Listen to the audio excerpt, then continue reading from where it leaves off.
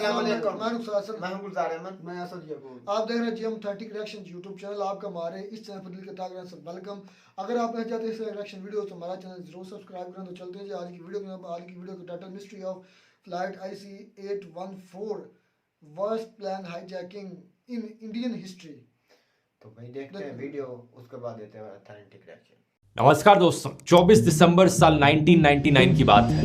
Indian airlines की flight IC-814 Kathmandu से take off करती है। ये फ्लाइट दिल्ली जा रही है और आमतौर पर काठमांडू से दिल्ली जाने में करीब 2 घंटे का समय लगता है, लेकिन इस फ्लाइट में बैठे पैसेंजर्स और क्रू मेंबर्स इस बात से अनजान है कि इनके लिए दिल्ली की ये दूरी बहुत दूर होने वाली है। इस प्लेन को 5 लोगों के द्वारा हाईजैक कर लिया जाता है और ये हाईजैकर्स पैसेंजर्स को रिहा करने के लिए $200 मिलियन की रकम मांगते हैं इंडियन सरकार से। साथ ही साथ कुछ और बड़ी डिमांड्स, जैसे कि कुछ आतंकवादियों को जेल से रिलीज करना।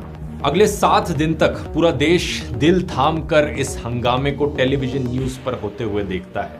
एक ऐसी हाईजैकिंग जो इंडिया की हिस्ट्री में सबसे बड़ी हाईजैकिंग और आखिरी प्लेन हाईजैकिंग थी।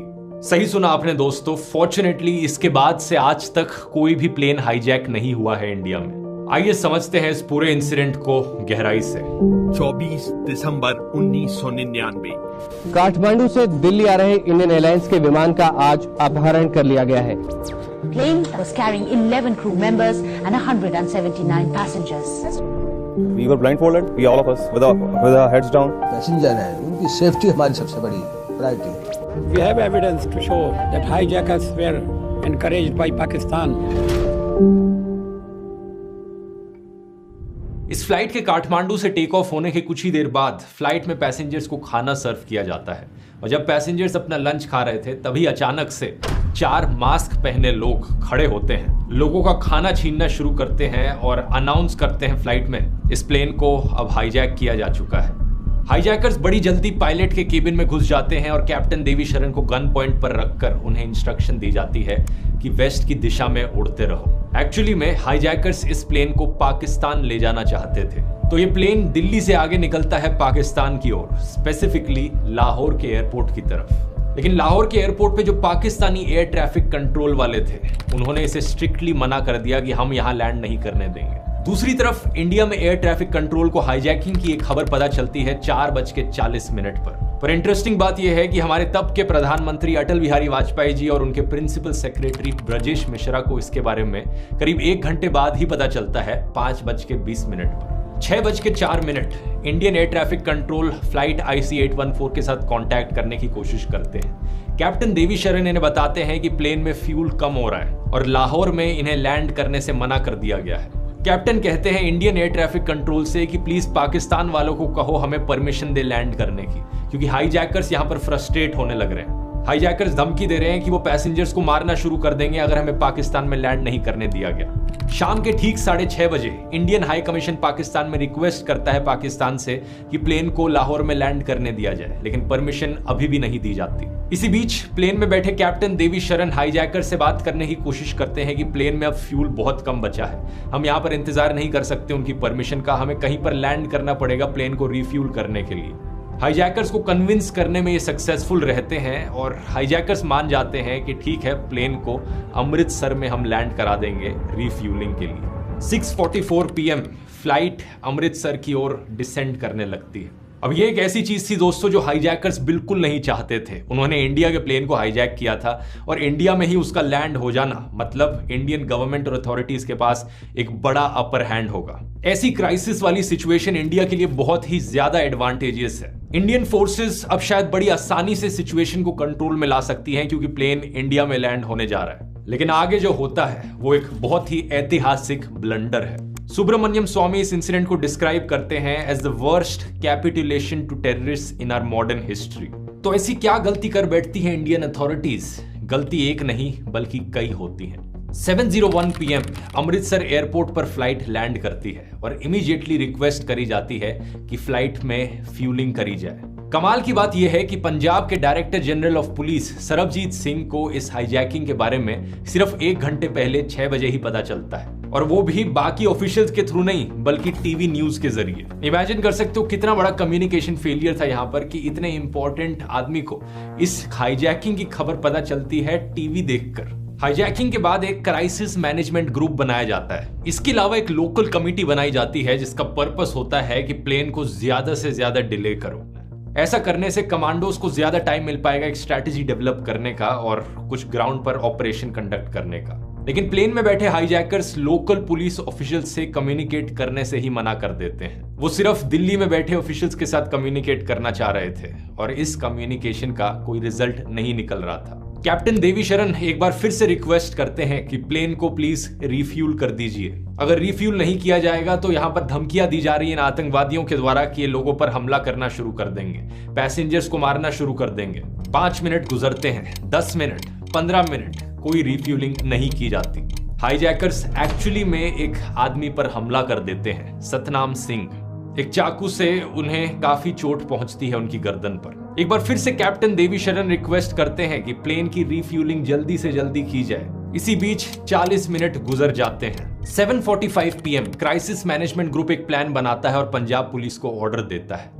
ये सोचते हैं क्यों ना जब हम फ्यूलिंग कर रहे हो प्लेन की, उस फ्यूल टैंकर में हम पंजाब पुलिस के कुछ अफसरों को छुपा कर ले जाएं और छुपके से वो जाकर प्लेन के टायर पंचर कर दें। टायर फुस होने से फिर प्लेन दोबारा से हवा में नहीं उड़ पाएगा। बढ़िया प्लान है, लेकिन इस प्लान को एक्शन में लाने से पहले एटीसी के पास एक और प्लान होता है। हम क्यों ना प्लेन के सामने एक फ्यूल टैंकर ले जाकर खड़ा कर दें उसका रास्ता रोकने के लिए। तो एक फ्यूल टैंकर चलना शुरू करता है प्लेन की तरफ, लेकिन फ्यूल टैंकर का जो ड्राइवर था वो थोड़ी तेज गाड़ी चलाने लग रहा था। तो एटीसी वालों को लगा अगर इतनी तेजी से हम जाएंगे कहीं हाईजैकर्स को ये ना लगे कि कुछ यहाँ पर गलत होने लग रहा है। तो उस ड्राइवर को बोला जाता है कि भाई धीरे चला थोड़ी गाड़ी, और वो ड्राइवर मिसकम्युनिकेशन कहो या क्या कहो, वो अचानक से रोक देता है फ्यूल टैंकर को। प्लेन में कॉकपिट में जो बैठे थे हाईजैकर्स और कैप्टन, वो इस चीज को होते हुए देखते हैं और हाईजैकर्स को देखकर लगता है भाई ये क्या हो रहा है। पहले ये गाड़ी बड़ी तेजी से हमारी तरफ आ रही थी और फिर अचानक से रुक गई। यहाँ पर कुछ तो मसला है, ये कुछ ना कुछ खेल खेलने की कोशिश कर रहे हैं। और हाईजैकर्स फ्रस्ट्रेट हो गए। उन्होंने कहा बहुत हुई रिफ्यूलिंग, प्लेन को वापस हवा में ले जाया जाएगा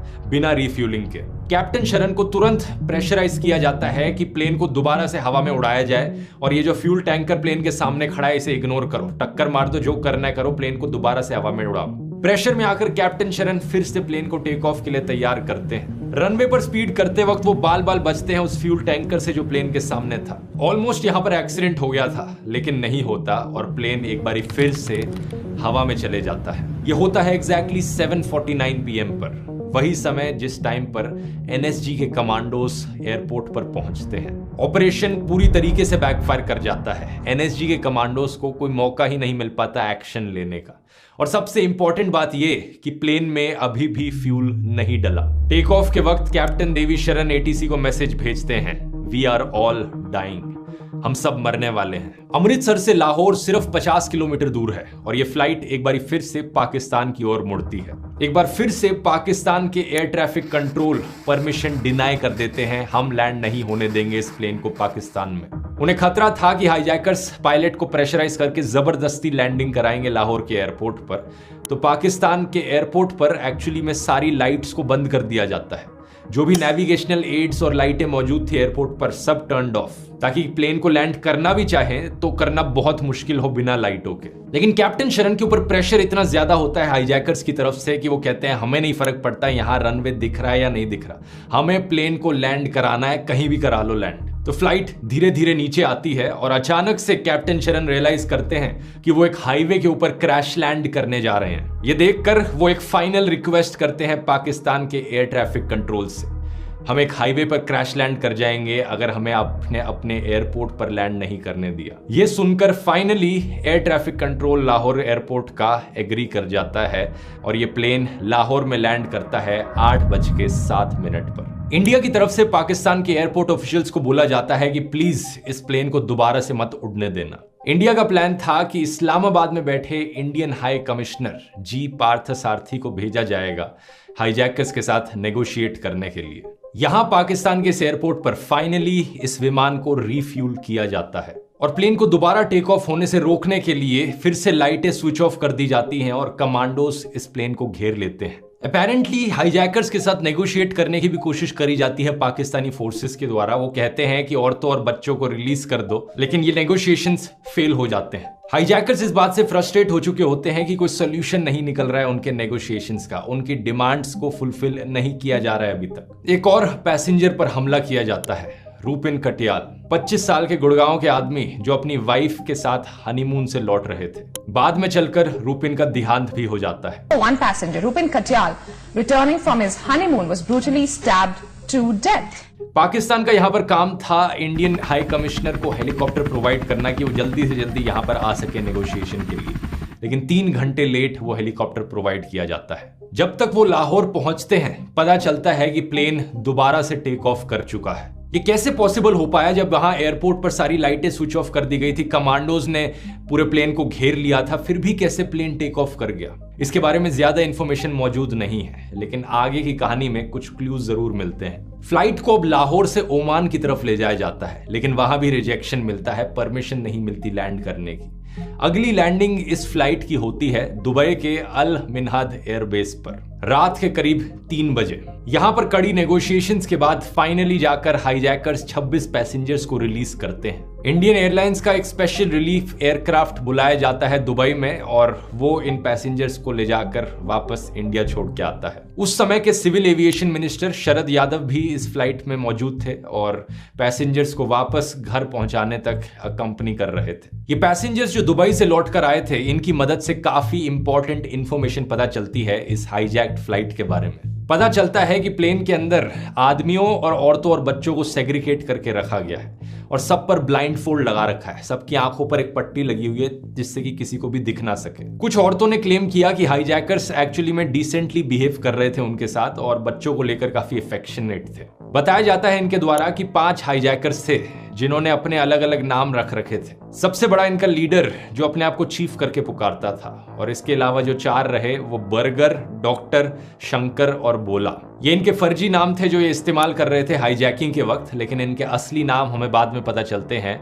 इब्राहिम अख्तर, शाहिद अख्तर सईद, सन्नी अहमद काजी, जहूर मिस्त्री और शकीर। ज्यादातर हाईजैकर्स ये खुद पाकिस्तान के थे। कैप्टन और होस्टेजेस दोनों बाद में बताते हैं हाईजैकर बर्गर के बारे में कि उसने लोगों का दिल जीत लिया था फ्लाइट पर, गाना गाकर, जोक सुनाकर और उनके साथ बातचीत करके। काफी हैरानी वाली बात कि कुछ हाईजैकर्स इस तरीके से बिहेव कर रहे थे, क्योंकि दूसरी तरफ से ऐसी भी कहानियां आ रही थी कि ढंग से खाना नहीं दिया जा रहा था। एक औरत बताती है कि उनका बच्चा रो रहा था भूख के मारे और हाईजैकर ने चीख कर बोला कि इसे चुप कराओ। एक दिन बीत जाता है। जो पैसेंजर्स अभी भी प्लेन के अंदर मौजूद है उनके लिए हालात बद से बदतर होते जा रहे हैं। खाने और पानी की सख्त कमी है, टॉयलेट्स की बुरी हालत हो रखी है। प्लेन दोबारा से टेक ऑफ करता है और इस बारी ये जाता है अफगानिस्तान की ओर। 26 दिसंबर सुबह के 8 बजे प्लेन लैंड करता है कांधार इंटरनेशनल एयरपोर्ट पर, और लैंडिंग के बाद यहां मौजूद तालिबान के अथॉरिटीज ऑफर करते हैं कि वो मीडिएट करेंगे हाईजैकर्स और इंडिया के बीच में।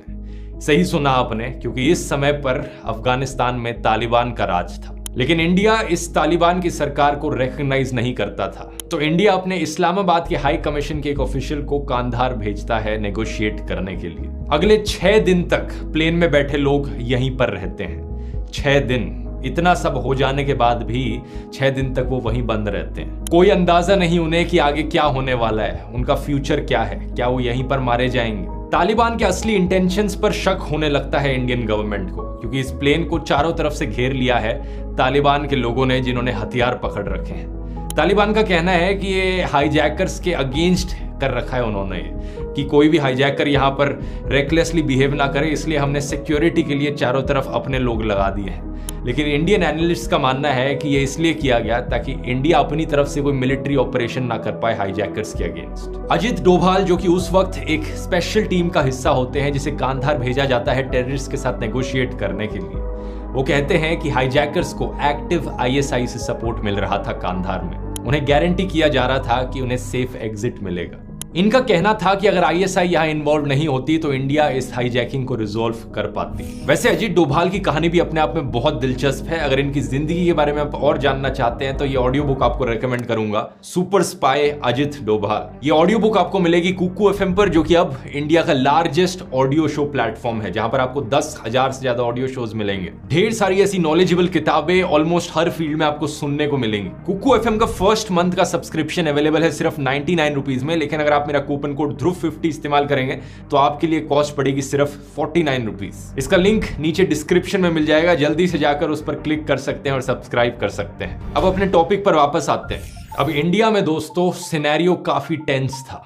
साल 1999 की बात है ये, वही साल जब कारगिल का युद्ध भी हुआ था। प्रधानमंत्री अटल बिहारी वाजपेयी ने कोशिश भी करी थी पीसफुल रिलेशंस बनाने की पाकिस्तान के साथ, लेकिन वो फेल रहे। और ये हाईजैक एक बड़ा सेंसिटिव इशू था प्राइम मिनिस्टर की इमेज को लेकर। काफी चीजें आज तक पूरी तरीके से क्लियर नहीं है इस केस के बारे में। हम ये नहीं जानते आज के दिन तक कि काठमांडू के एयरपोर्ट पर सिक्योरिटी ब्रीच कैसे हुआ।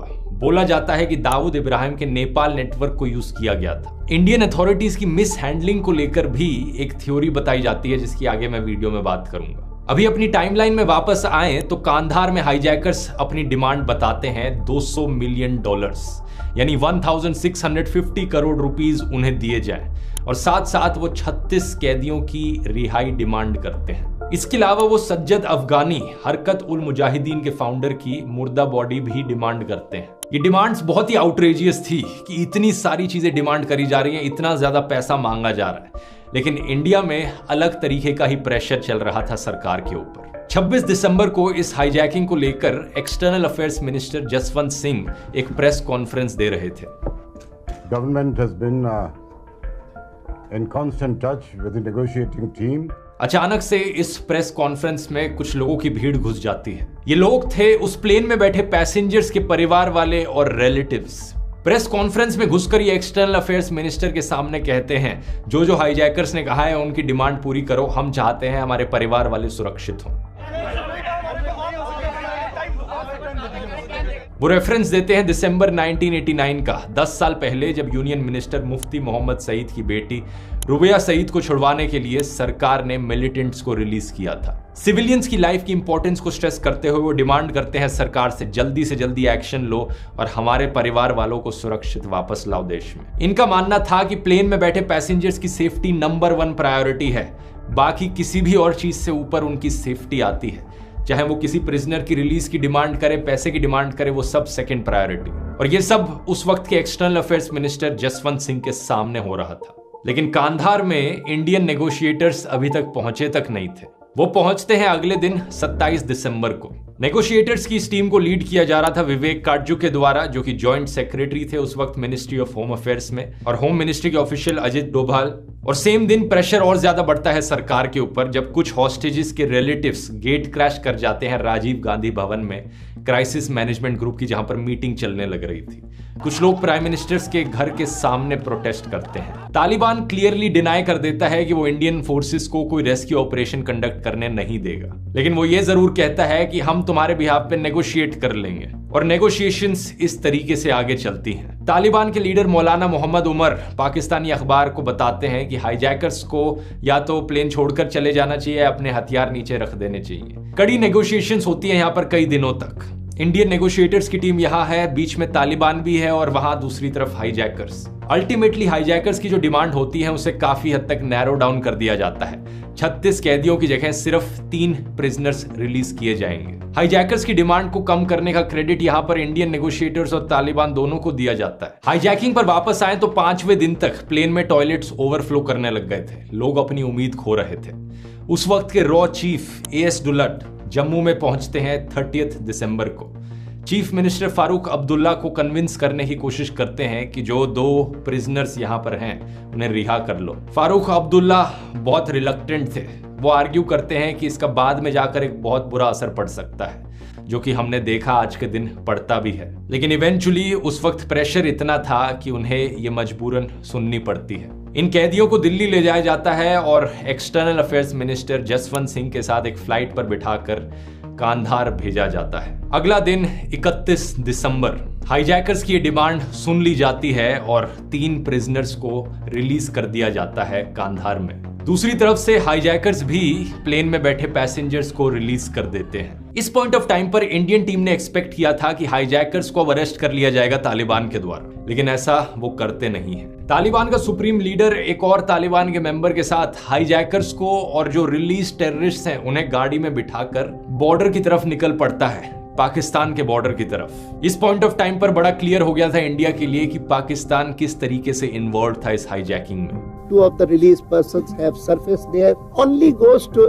confirm Pakistan is neck deep in this dirty game of hijacking. हरकत एक पाकिस्तान बेस्ड मिलिटेंट ग्रुप था जो पीओके में एक्टिव था और 36 में से 33 प्रिजनर्स जिनकी रिलीज डिमांड करी गई थी वो खुद ही पाकिस्तानी थे। ये हाईजैकर सेफली बॉर्डर क्रॉस करके पाकिस्तान में बचकर निकल जाते हैं। दूसरी तरफ पैसेंजर्स की जान में जान आती है। कई पैसेंजर्स इंजर्ड हैं, चोट लगी हुई है और ज्यादातर बहुत बुरी तरीके से भूखे हैं। 31 दिसंबर को ये वापस घर लौट के आते हैं। ये प्लेन जो हाईजैक हुआ था इसे साल 2001 में रिटायर कर दिया जाता है क्योंकि ये ऑलरेडी 20 साल पुराना प्लेन होता है। इस पूरे इंसिडेंट का ब्लेम ऑब्वियसली हाईजैकर्स पर जाता है और उनको सपोर्ट करने वाले स्टेक होल्डर्स पर, चाहे वो तालिबान हो या पाकिस्तानी फोर्सेस। लेकिन इसके साथ ही साथ जो उस वक्त की सरकार थी उस पर भी उंगलियां उठाई जाती हैं। कैसे वो बुरी तरीके से फेल रहे इस क्राइसिस से डील करने में। प्लेन जब अमृतसर में मौजूद था तब एक गोल्डन अपॉर्चुनिटी थी इंडियन फोर्सेस के पास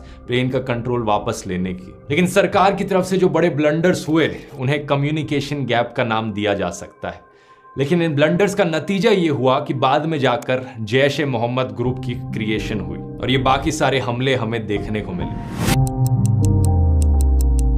अमृतसर की कंट्रोवर्सी को लेकर एक और बड़ा खुलासा होता है। उस वक्त के रॉ चीफ हमें बताते हैं कि कैसे प्लेन में बैठे पैसेंजर्स में से एक पैसेंजर थे शशि भूषण सिंह तोमर, जो कि ब्रदर इन लॉ थे एनके सिंह के, और NK Singh prime minister Vajpayee के सेक्रेटरी थे। कहा जाता है कि प्लेन को अमृतसर से टेक ऑफ करने दिया गया तोमर की सेफ्टी इंश्योर करने के लिए। अगर ये तोमर की सेफ्टी का डिसीजन थोड़ा सा भी पार्ट प्ले करता है अमृतसर की लॉस्ट चांस में, तो एक बहुत ही शेमफुल एक्ट था ये अथॉरिटीज की तरफ से। दूसरी शॉकिंग चीज ये थी कि बहुत से टॉप लीडर्स को देश में हाईजैकिंग के इंसिडेंट के बारे में पता चलता है न्यूज के जरिए, बल्कि अपने कम्युनिकेशन चैनल्स के थ्रू नहीं। जैसे कि एल के एडवाणी, जो कि उस वक्त होम मिनिस्टर थे, बताते हैं कि कैसे इन्हें इस इंसिडेंट के बारे में पता चला न्यूज के जरिए, क्राइसिस मैनेजमेंट ग्रुप से नहीं।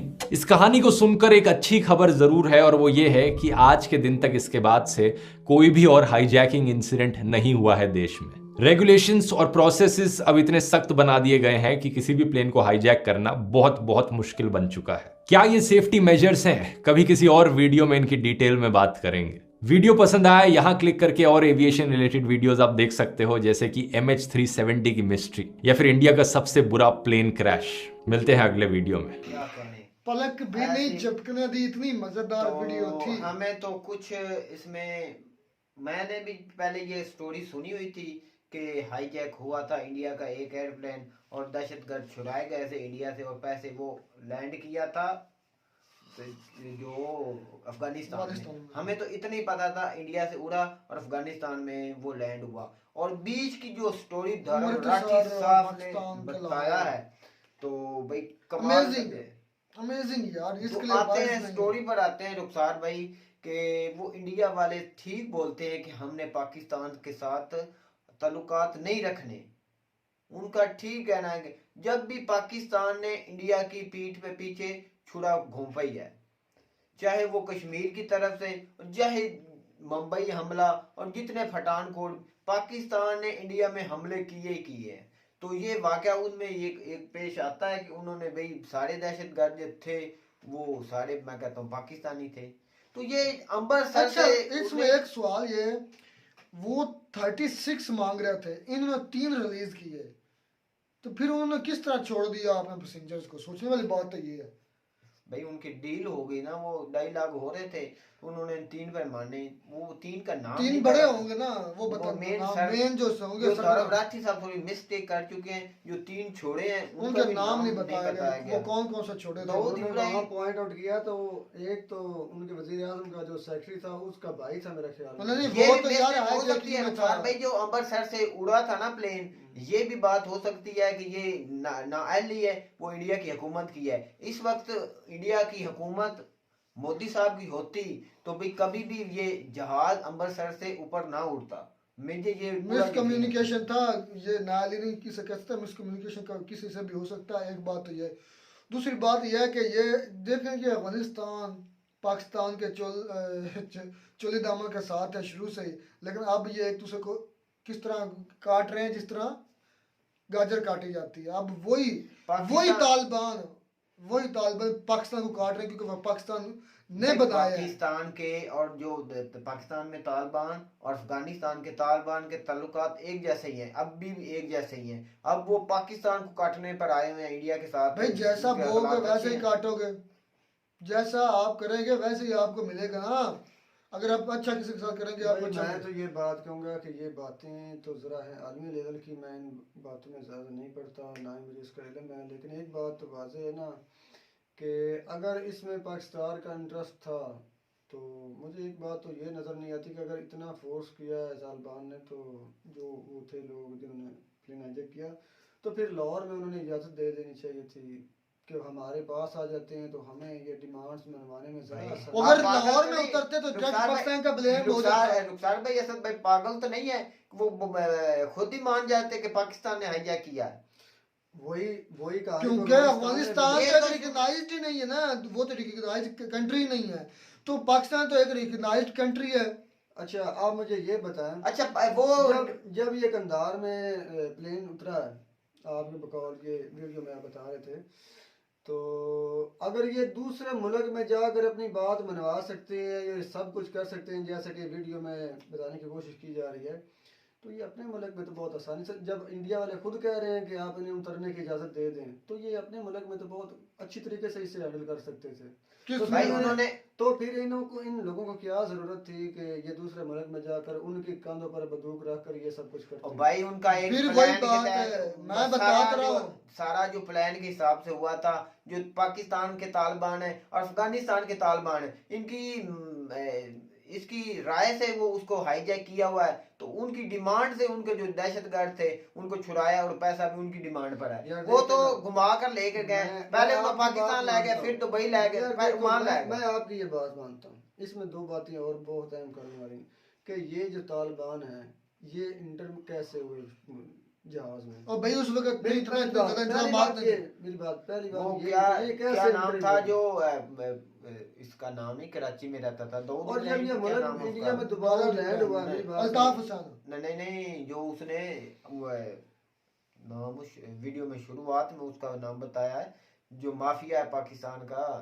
जिसने उधर खटमंडू से कोई मली दाऊद इब्राहिम, उसने उसका बहुत बड़ा हाथ है, और दहशतगर्द उसके एयरपोर्ट ओमान का जो है ना खटमंडू से उसने इंटर किए हैं भाई।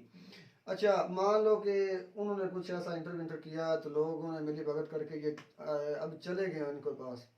अब देखिए ये एक बार तो इंडिया में आया, फिर इंडिया से लैंड हुआ, ठीक है। इसमें एक और बहुत बड़ी कमी नजर आती है उस वक्त की कि इन लोगों का आपस में जो कम्युनिकेशन था ना, जो आपस यार तुम तो इंडिया के गलतियां निकालने शुरू के, मकसद ये है कि क्या उन्होंने ये ठीक किया था, क्या ये जो दहशतगर्द लोग हैं क्या उनको इतना रिलीफ देना चाहिए, क्या ये वो जो कर रहे हैं इंसानियत के खिलाफ कर रहे हैं काम कर रहे हैं, क्या उनको ये करने चाहिए, मकसद इतना है।